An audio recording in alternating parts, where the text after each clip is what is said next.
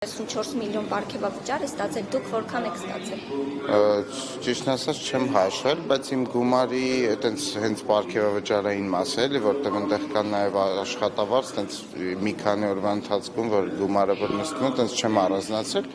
բայց կարող չանհանգստանաք, ոնց որ ամեն տարի սկսած 2019-20 թվականից ես ներկայացնում եմ տարեկան հայտարարագիր, եթե ձեզ հետաքրքիր է,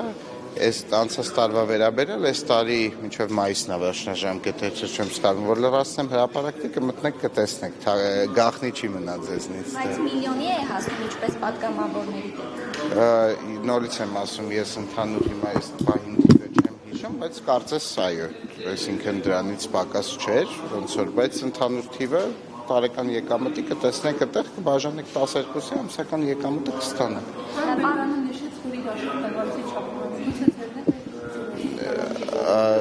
Ժորժ ջան, հիմա եթե մի բան սկզբից ասել եմ, հստակ չեմ հիշում, հարցերի քանակից ելնելով չեմ սկսելու հիշել, ասեցի մեթոդը, ձեզ կոնկրետ հետաքրքիր է իմ եկամուտների չափը որպես համայնքային